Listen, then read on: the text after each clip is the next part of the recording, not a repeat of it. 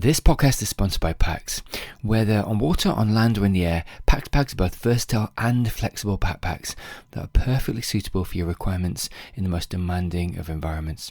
PAX bags are highly regarded due to their exceptional performance in pre-hospital and in critical care environments. Renowned for their durability, they endure harsh conditions while providing rapid and reliable access to essential kit. So their well-organised compartments and customisable configurations enhance efficiency in high-stress situations. PAX bags are designed with infection control in mind and are easy to clean and disinfect. Their highly visible colours and reflective strips add quick identification and adherence to quality standards, assuring reliability. The versatility of PAX bags caters to a diverse EMS providers, but also delivers vital equipment and durability and ease of use for pre-hospital critical care services globally. I've used PAX bags in a number of critical care situations and they're absolutely excellent. Please see the show notes for further details. You're listening to the Pre-Hospital Care podcast on the Medics Academy Network. Welcome back to the podcast. In this episode, we're going to be speaking about some of the untold stories behind resilience and mental health in the face of extraordinary challenges. So today we're joined by the explorer, writer and presenter Will Millard, whose incredible adventures have taken him to some of the Earth's most remote and uncharted territories. So from living with indigenous tribes in Papua New Guinea to navigating wild rivers of West Africa, Will has always sought to push the boundaries of exploration. But behind the thrill of discovery lies a more personal story for Will. So a story of how the pressures and indeed isolation of his extreme travels culminated in a diagnosis of PTSD. So in this episode, we're going to dive into the emotional and mental toll of life on the edge and how Will has navigated his journey towards healing. We're also going to discuss the unique challenges that come from extreme exploration, the impact it had on his mental health, and some of the lessons he's learned about resilience, survival, and recovery. Welcome to the podcast, Will. Thank you so much for having me. It's great to have you with us. Well, I just wondered if you could just kick off by telling us really when you realised that you wanted to explore some of the world's most remote and indeed untouched places. It's funny, I grew up at a really sheltered childhood. I grew up in a very small rural village over in the far east of England in an area called the Fens. And I kind of came from a family on my mum's side of coal miners, and on my dad's side, it's very close to my grandparents who lived in the same village as us, but nobody was an explorer. No one had these kind of ambitions to go and do the things that I ended up doing. And growing up, I can remember being really fearful of leaving my village. It was weird, like when I consider what I went on to go and do. In fact, I remember it got so bad at one point. I can remember turning to mum and just saying, "Look, I'm never leaving Upwell, where I grew up. I'm going to become the local magician." I was really into Paul Daniels at the time and realised that there was a bit of a gap in the market. And then I left school, and I guess I didn't really know what I wanted to do with my life. I went to work in the factories, and I can remember though, just before I'd left school, someone had come in and given a school talk about just some voluntary work they'd done in a school in Southern Africa, and I just couldn't believe that this person had gone and done it. I was so impressed at their sort of chutzpah. I was really, really inspired by it, and I think it kind of something about it just gave me a bit of a nudge. And then certainly kind of going and working in the factories in our area, and suddenly kind of seeing what it might be like if I just stayed where I was. I realized that actually there was this big wide world and I needed to swallow it, and I needed to go out and see some of it. I had traveled a bit, as a kid. We'd gone on holidays and things to Europe and all the rest of it, but I'd never gone anywhere exotic. And yeah, me and a couple of pals, we saved up our money. And when I was 18 years old, I went to Thailand for the first time and did now what I now know is a very sort of standard, 18-year-old traveling route down through Southeast Asia, got work visas and went to Australia, went to New Zealand, and then came home via Indonesia. But at the time I was like, this is madly adventurous. And that was where I really got the bug. So it came to me quite late in life, I suppose. Up until that point, I'd never really ever thought about having any kind of big traveling experiences. But as soon as I'd had those experiences and I built up the confidence, I guess what made me different to other people that would maybe go and do something like that once or twice was that as soon as I'd started, I couldn't stop, and it had to be bigger and better and more adventurous and more dangerous. And it just continued until eventually I'd kind of taken it, I guess, to the nth degree and found myself living in New Guinea. Which is it kind of leads me quite nicely on to the next question. It's really a trait. I mean, you've discussed this before about, when you're younger, you really are pushing your boundaries. You're really searching for where your boundaries lie, and also maybe also not really acutely aware of the baseline of safety, or indeed where that lies. And so you're always almost, and this is very much my story as well, like overstepping to figure out which step is too far. And so I guess that leads me on to sort of which of your adventures had the most profound impact on you emotionally and mentally. And I guess you could pull that question either way, profound impact, good or bad. But living in Papua New Guinea, was that it, Will, or was there another one?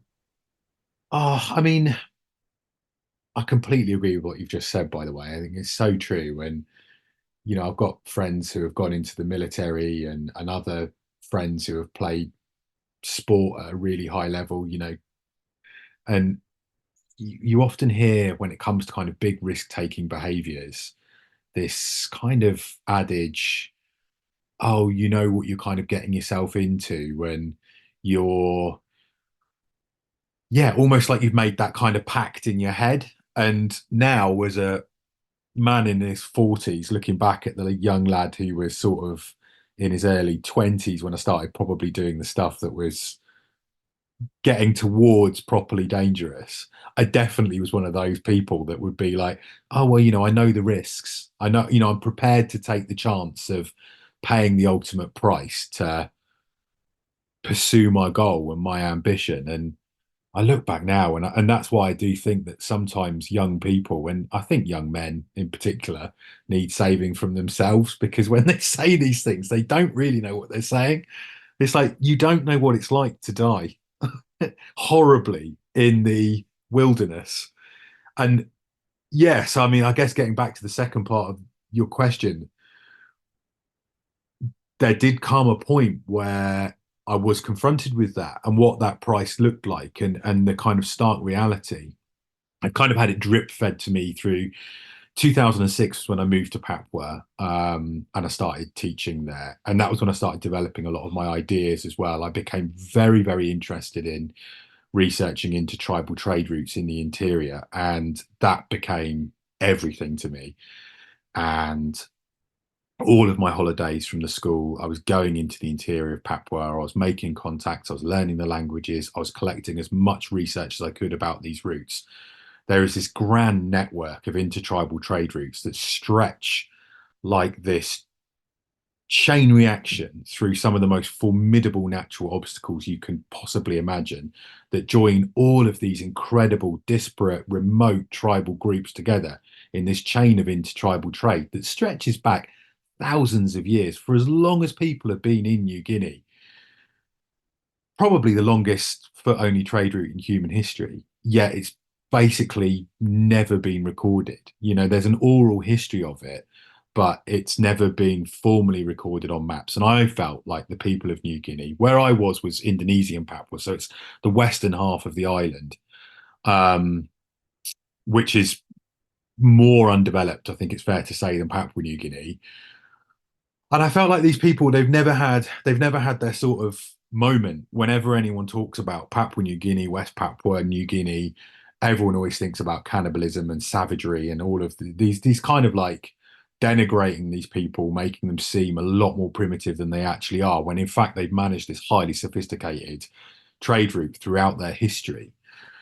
So I guess, partly there was kind of like an intellectual ambition for going there, which was to uncover as many of these routes as I could at a time of incredible change and modernity coming to the island at pace. But there was also this like massively adventurous aspect, which was that, I wanted to go into these incredibly remote parts of what was already probably one of the most remote islands on the planet, to see what was there. And it's a little bit like, when you're a kid and you're climbing trees and all you want to do is go outside and climb a tree, and you don't think about it, you just climb a tree, and it's just this organic, yeah, just adventurous thing to go and do. And then one day you're at the top of a tree and you think, if I fall, I'm going to die. And then you suddenly don't climb any trees anymore. You almost instantly lose your edge. And I felt like for a while it was almost sort of drip fed. So I was kind of started 2006, looking for these routes, and I had a very hard time on my first expedition, didn't really get anywhere, but if anything, it probably made me want to do it even more. 2007, again, likewise. Then I got my first kind of grant from the Royal Geographical Society to study the trade routes in 2009. And that was when we were robbed for the first time. So me and my expedition partner, Callum, effectively had our bags taken from us, had our food taken from us, and we were dumped in a forest alone. And that was sort of 3 or 4 days of walking without food to get to the other side of this forest. We were carrying a pig with us at the time, which seems insane, but it was a pig trading pathway. And I found it was easier to explain that I was going to trade my pig rather than explain I was researching into tribal trade routes. We got out of that. We immediately got arrested because Papua has a low-level civil war. The Indigenous Papuan people are in conflict. Many of the Indigenous Papuan people, I should say, not all, are in conflict with the Indonesians over basically their independence of their state. They want to be an independent nation like Papua New Guinea next door. So a lot of Papua is off limits to outsiders. So we were conducting these expeditions really in places where we should never have been.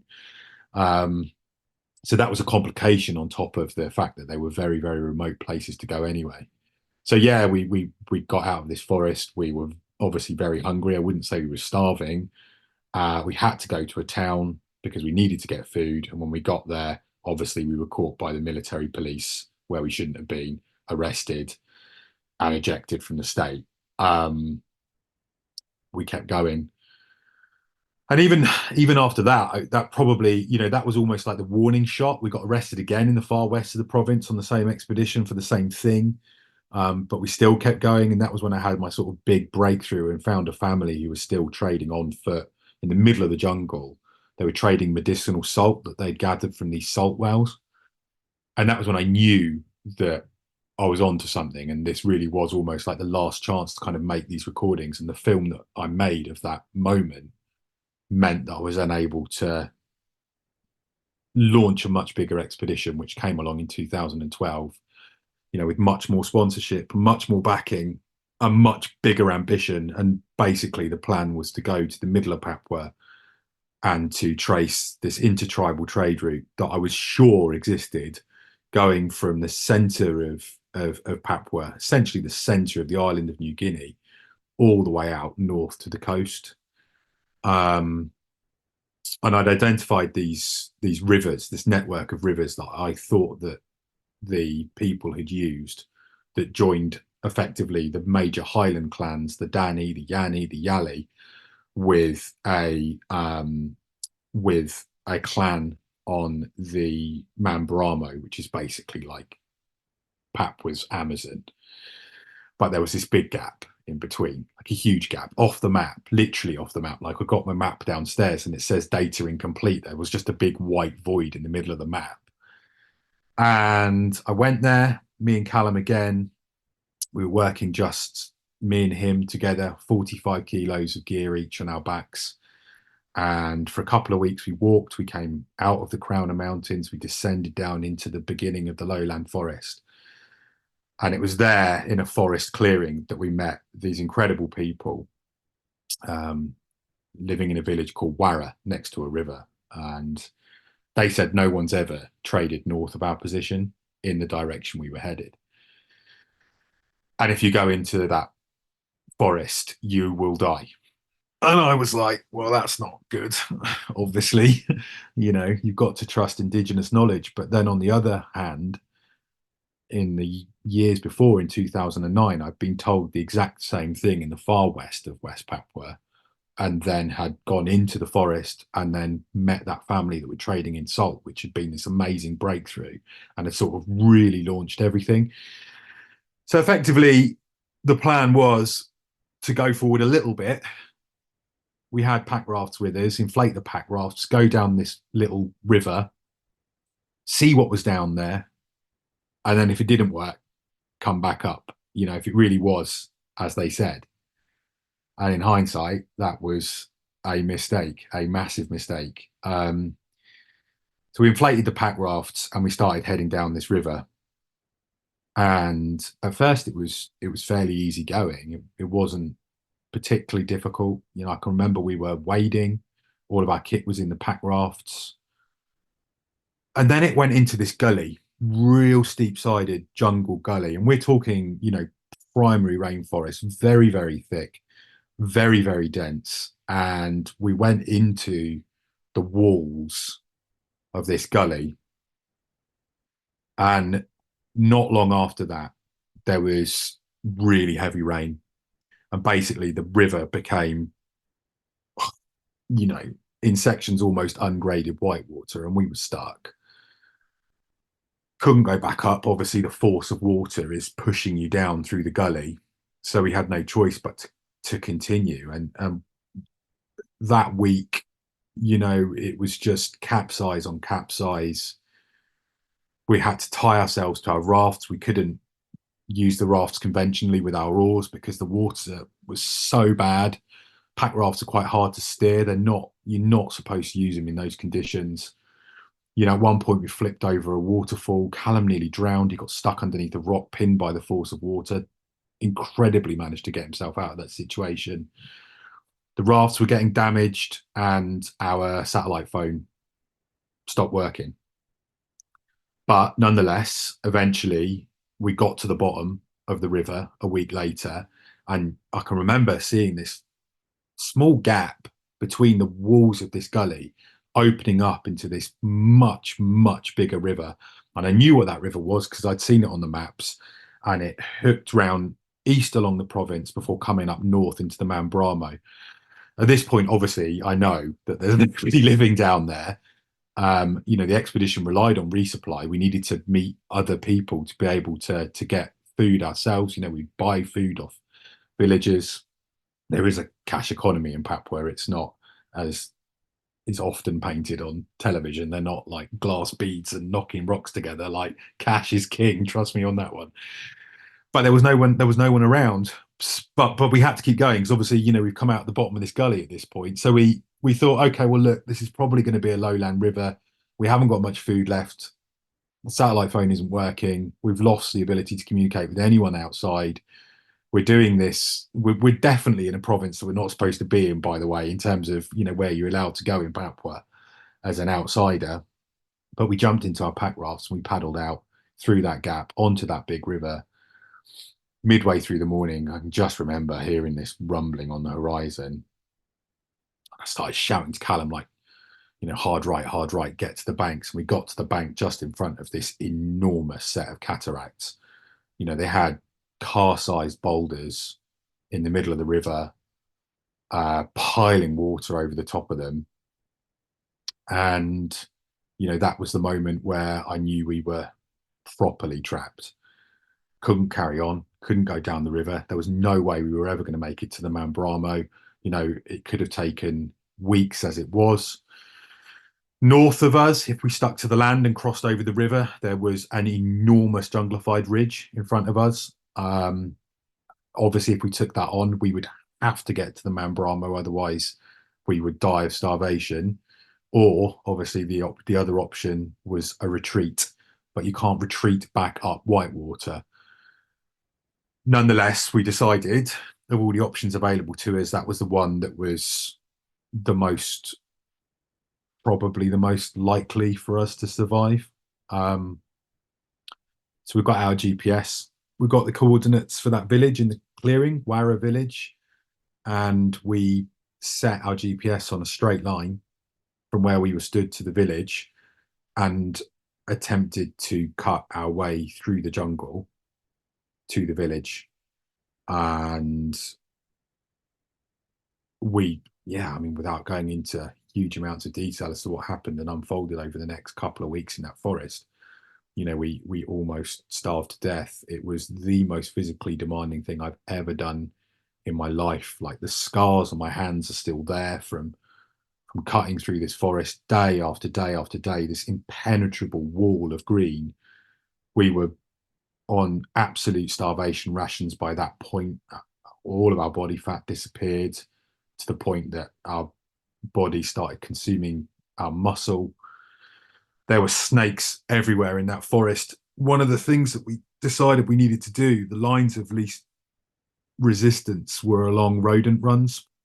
So we try and go where the rats went and the marsupials, but that meant we were constantly engaging with snakes. Death adders was the most dangerous by far. It's an ambush predator. It doesn't move, relies on its camouflage, and it will sit on those runs waiting for a rodent to come along. If you get bitten by it, you're dead. It's the eighth most deadly snake on the planet. Stuff we didn't imagine, we would. I weren't on the risk assessment with stuff like, you would hit your machete on a jungle hornet's nest. I remember getting stung so badly in the face, your eyes swelling up, your nose, your lips. Male forest pigs occasionally, you would encounter these like really, really aggressive pigs that essentially were kind of looking for a mate. But if you were anything other than a female forest pig, they would, try and run you down. And yet we had to try and live. And I mean, me, Callum and I have spoken a lot about it since then. It was 13 years ago, getting on for now, and it's still there in our mind, like what we went through, that trauma. We spent a month, just me and him, in that jungle, before we eventually popped out into Barra village, and I'll never forget their faces. They were like, wow, Kamu Hantu Puti, you're Kamu Stengamati, you're half dead, you're white ghosts. We were skeletal. But we did it.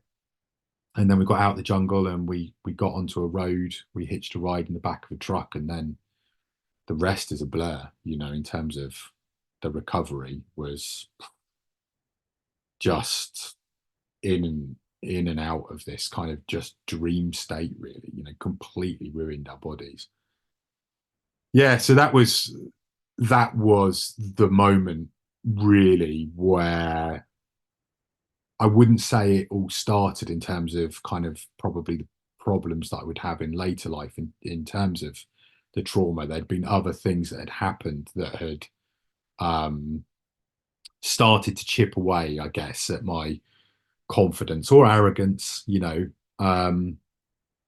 but that moment, I was not the same again after that, and I had to go back. I went back on my own. Callum left the expedition. I still needed to go back. Like, I had my grant. That was what I was doing. That was my job at the time. I needed to go back and try and go the other way. The other sort of intertribal trade route identified went south and not north. And that was a perfect intertribal trade route. We should have always just gone south, and it took me right to the coast, and it was perfect and it was beautiful. But in terms of psychologically, I was shot, completely shot, like so weak. I couldn't physically do what I'd done before, and it wasn't that I wasn't fit enough. I couldn't. My mind was broken completely. And I think, yeah. So I mean, that was probably the big one, really. But I mean, there was after that, things were never the same again. But I was in the work for the next however long. That was 2012. I didn't stop. Yeah, so I did another 5 years of that sort of thing, whether it was working with the BBC or whether it was other expeditions that I did during that time. It wasn't like that happened and then I stopped.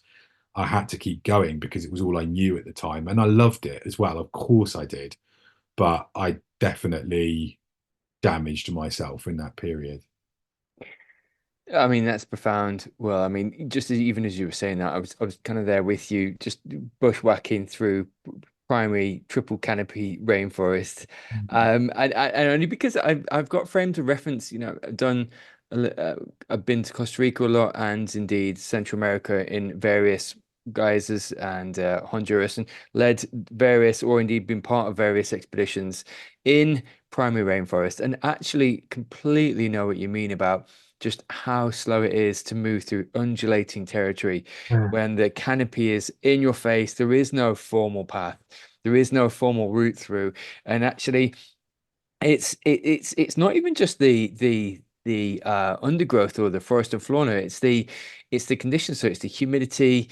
It's the like you said, the sporadic rainfall. The fact that actually it gets dark on the nose at 5:30 in the evening to the point where you cannot see your hand in front of your face. Mm. And but everything culminates in this adversarial environment, which fundamentally wants to either kill you or indeed claim you as their own. And so I can kind of very much picture what it must have been like. I guess I'm going to fast forward really in a way, Will, to when, because that is such a visceral experience. It really is in an assault on all the senses, and like you said, gave you this sense of completely overstepping and really beyond yourself completely, you and your colleague. Could you speak to when you first began to notice signs of PTSD, and indeed how it started to affect your daily life, and both personally and professionally? Yeah, definitely. I mean, yeah, absolutely. I mean, I would say that I was probably in denial about the signs from that point forward, but that was when they've started to become more dominant. I think that I'd had these PTSD-like symptoms prior to that from other things that had happened in Papua in 2006 and 7 and 9. Um, but then that was where it kind of went up a level.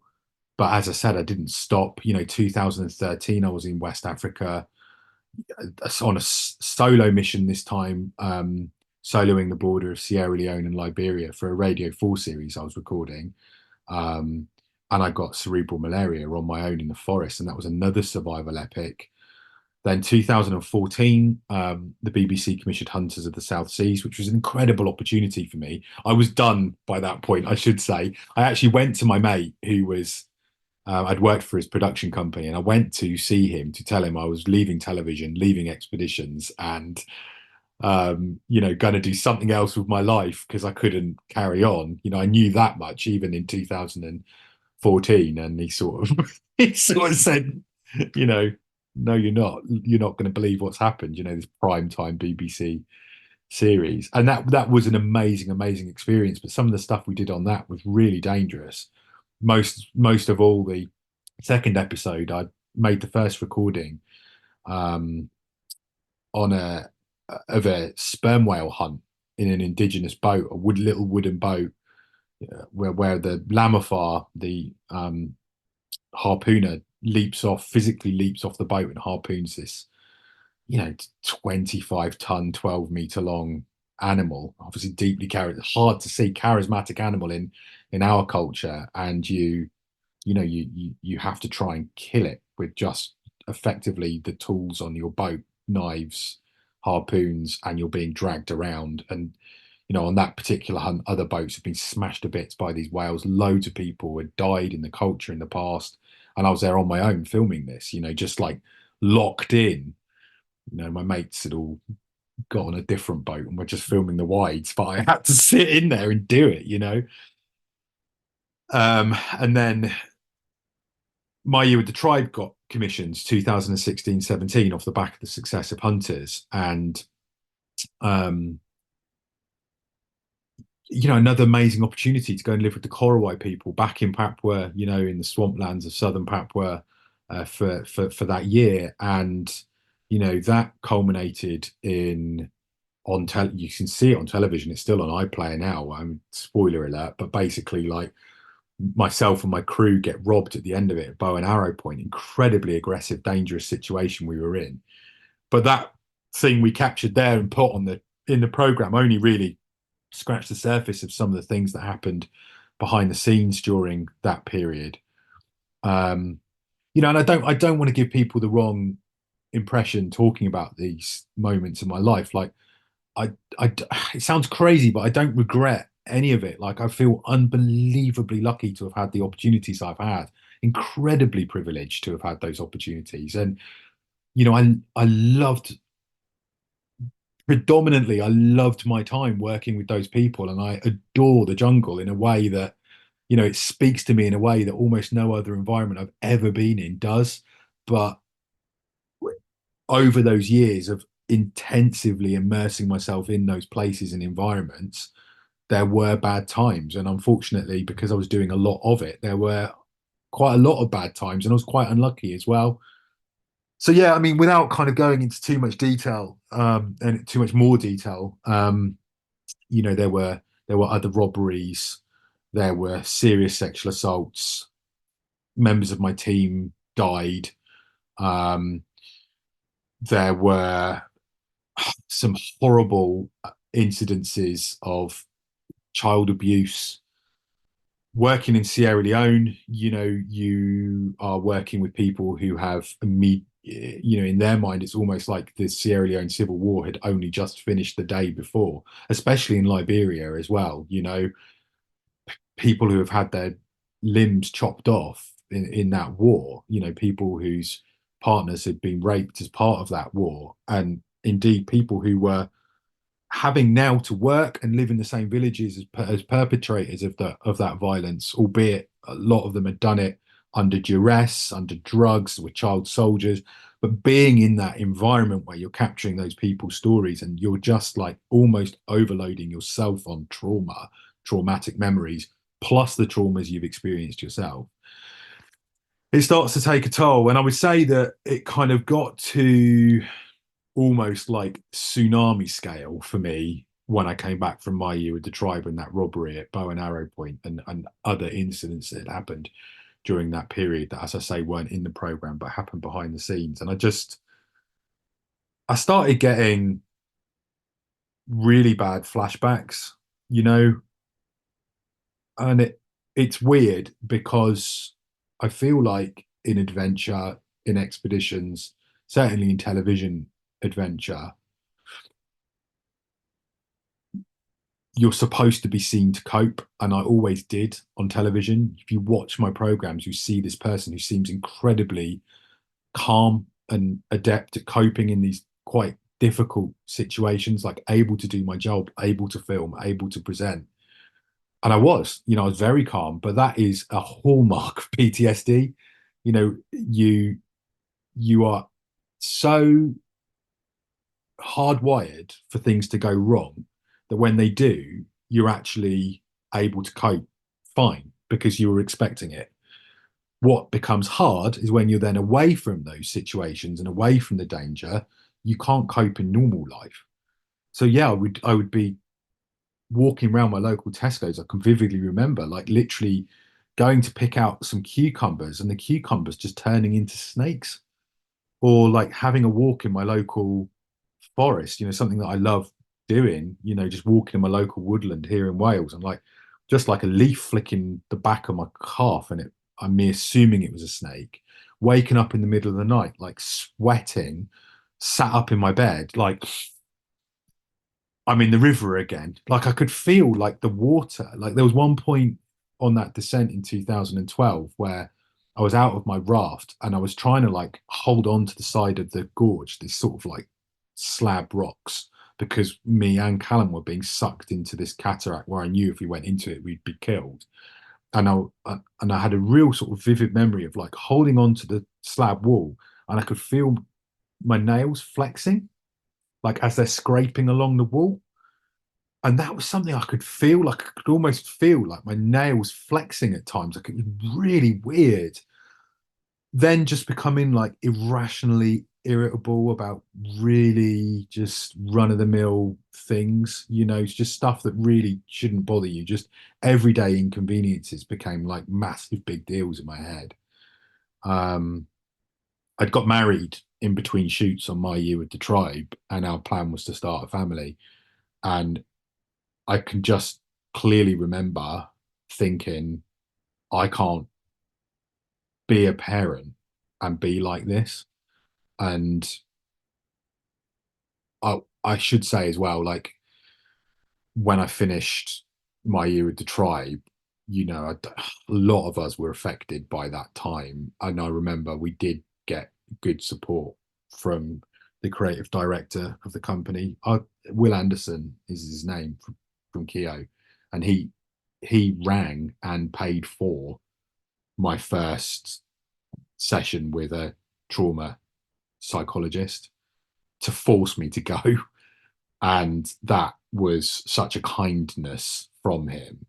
And then, yeah, as soon as I was there, it started spilling out of me. And instantly I was diagnosed with PTSD. And it was just so obvious. It seems so obvious looking back now, but I would say I probably had PTSD at low level to then increasing acute level for a decade prior to actually going.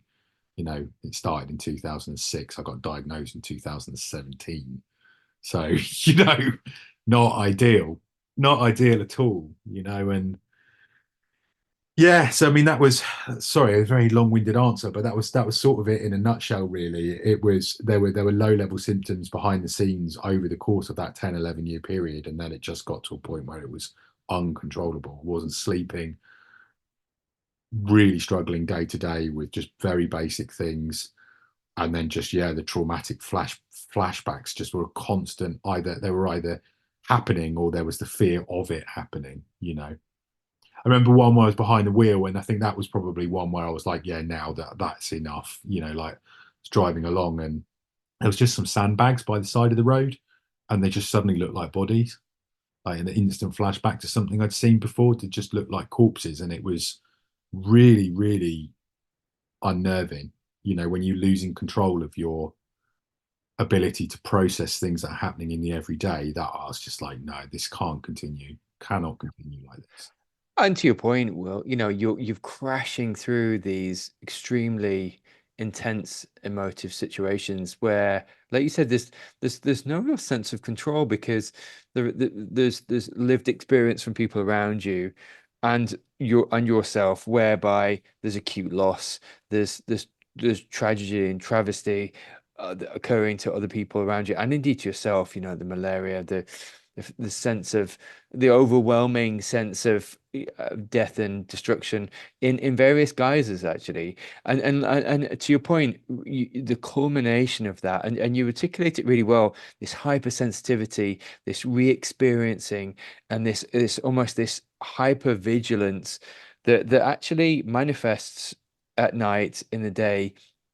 And you're right, takes inanimate objects, but compares and contrasts them to some of these extremely visceral experiences you just described, which is super interesting on many levels. And like you said, are all red flags to get help.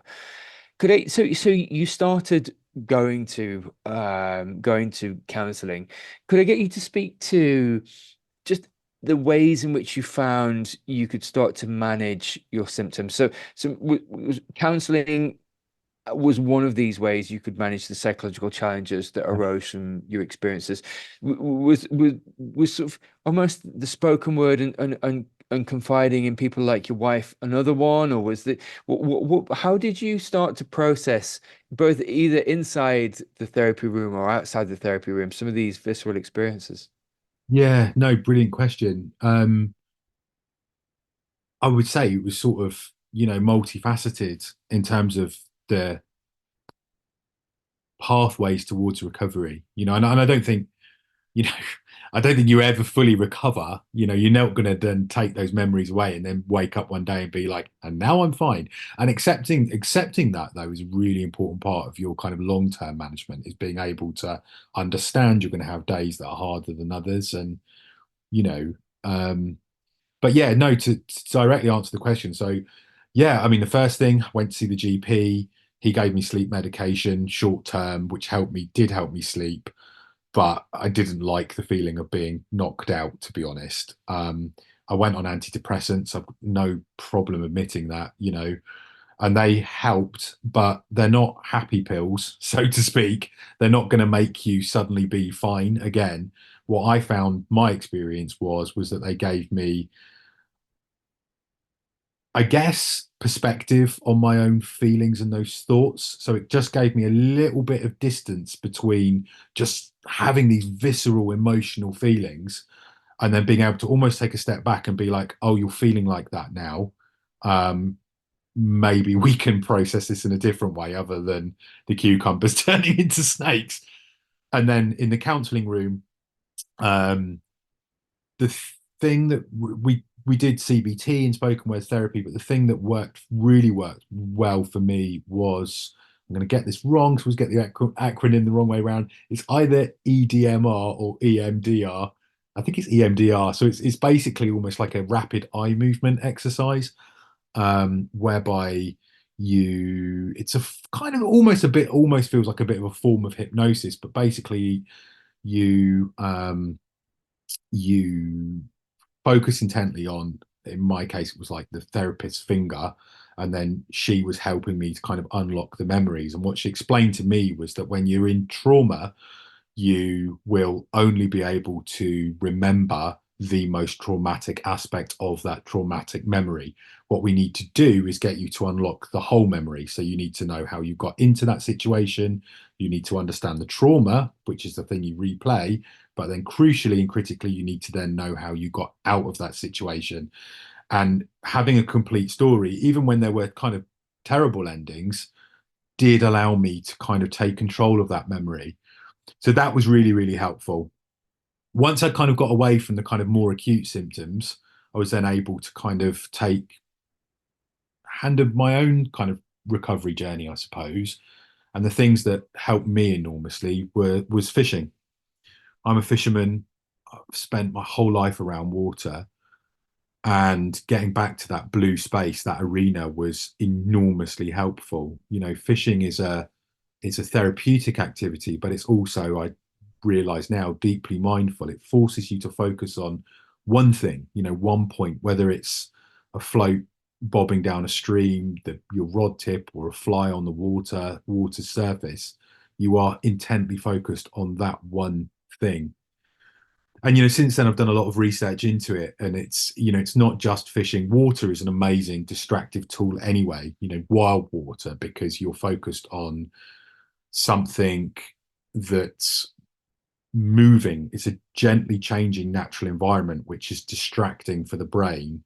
So if you can find a way to combine that idea of a wild natural environment with doing something with purpose, that's supposed to be the best way to enter that mindful state in nature. So for me, fishing worked. For other people I've spoken to, gardening works, bird watching works.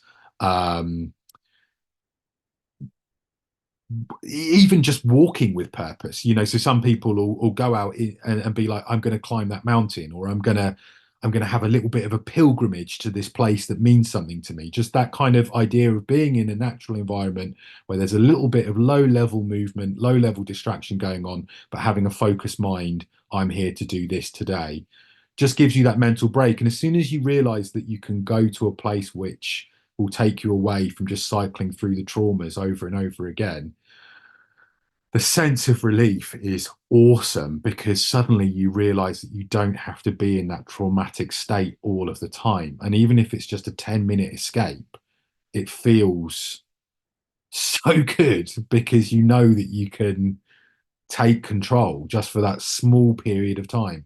And if you can take control for that small period of time, why can't you take control for a bigger period of time and a bigger period of time? And then before you know it, you've got this really great thing in your toolkit. And for me, I can just go and get my rod. For other people, they can grab their binoculars. Wild swimming is another great one that's obviously had a huge, resurgence since COVID. Yeah, any of those things, surfing, paddleboarding, like all of these great things that we can do, just walking with purpose, it just really, really, really helps you. So eventually I stopped going to the kind of formal therapy. I stopped the antidepressants. I stopped the sleeping pills after, a week or so anyway. And now my life and the management of my PTSD is all from those things that I do for myself. And I really make sure that I do it, that I must go and do it. No matter what, you have to make time to go and do those things. And it's not just if you're suffering from PTSD. I think anyone suffering from any sort of mental health problem, no matter how low, and everyone will go through a period in their life where it's hard. I would highly recommend developing something that you go and do like that you're going to go and do it for your mental health, as opposed to just I'm going to walk the dog. Like, actively engage with the wild in a way that you're doing it for yourself, and you will feel better. And I should probably add at the end of this that another thing that we're talking today about my expeditions and my life, and obviously what I went and did was very extreme, and there's not many other people that would go and do those things in terms of, like, percentage of the population. But PTSD is not exclusive to people like me. I didn't accept that I had PTSD because I wasn't a combat veteran. That's how ignorant I was. There was a statistic I read that said that 1 in 13 people in the UK could expect to have suffered some form of PTSD by the age of 18. And when I started talking a lot more about my experiences, people would come up to me from all kinds of backgrounds: teachers, road sweepers, nurses, women and men who'd gone through traumatic births, either witnessing their partner going through a traumatic birth or been through a traumatic birth themselves. People who witness road traffic accidents. It could happen to anyone at any time, and it's so important that you don't think, just because you've heard these extreme stories that I've told you today, that therefore whatever you're suffering isn't PTSD, because it bloody well could be, very likely could be, if you've experienced some form of trauma. Don't ever think that it needs to be, you know, in the trenches in World War I, because it's not at all. And if you are suffering and you're listening to this, and certainly the symptoms that I mentioned, if any of that resonates with you, please do go and seek help. Because my if I've got one regret, and I don't regret going and doing the things that I did in my life. I had those choices to put myself in those situations, and I took them for the reasons I took them, and I had amazing experiences as well as difficult experiences. But my goodness me, I wish I'd gone and got treatment earlier. I really do, because I didn't need to suffer for as long as I did.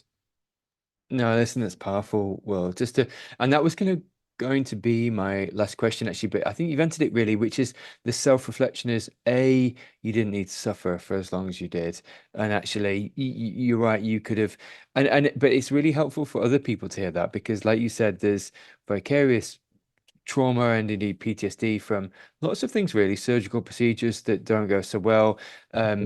paramedics, doctors, nurses, firefighters that have been through some of these extremely difficult situations, and actually, yeah, you're right, just struggling to come to terms with them, to deal with them.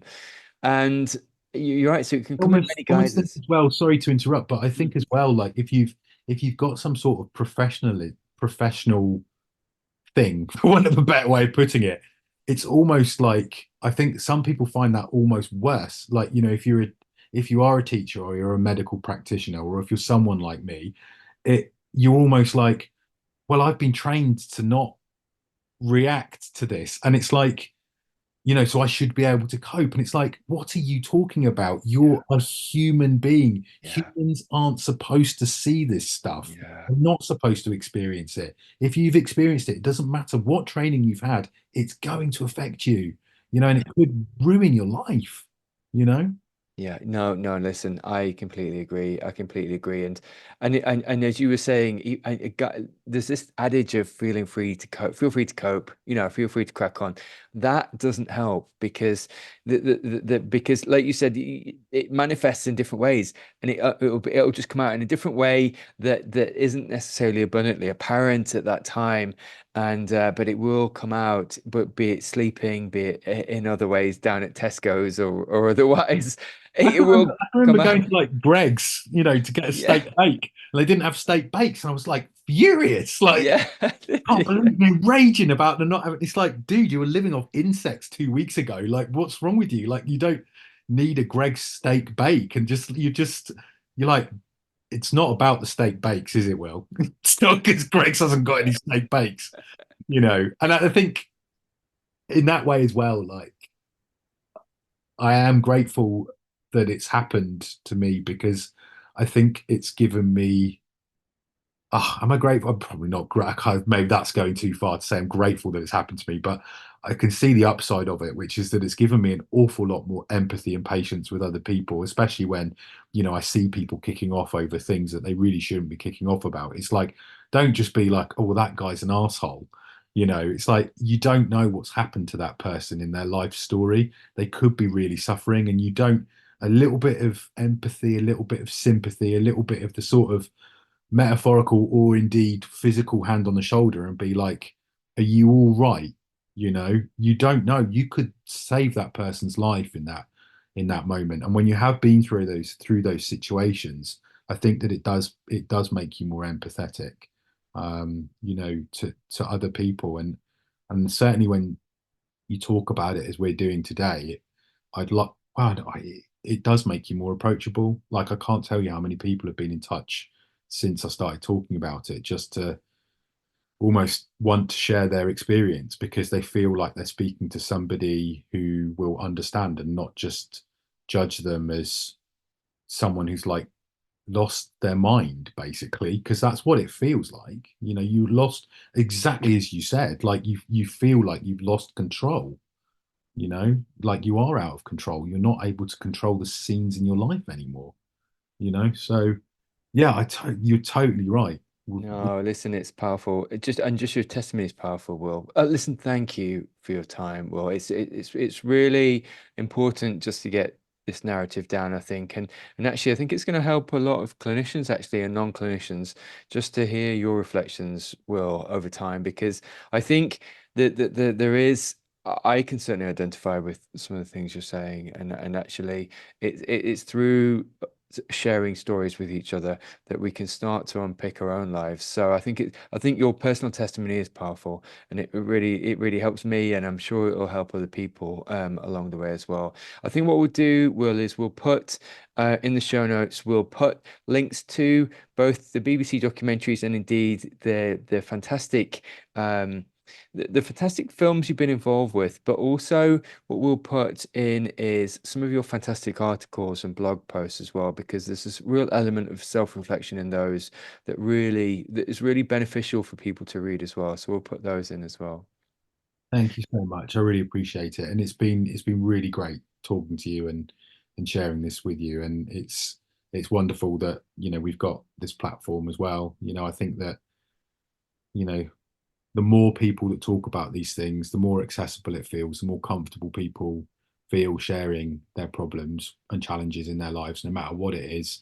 It makes it incrementally better. And I think as long as you're moving towards a, a day where you think, today's a little bit better, then you can move into a situation where you live a happier life. And that's what it's all about, isn't it? We're all just aiming for happiness, aren't we? Yeah, mate, absolutely, absolutely. I couldn't agree with you more. I couldn't agree with you more. Well, thank you, and we'll speak to you no doubt very soon, actually, because I would love to continue this dialogue. Yeah, fantastic. Anytime. You're listening to the Pre Hospital Care podcast on the Medics Academy Network.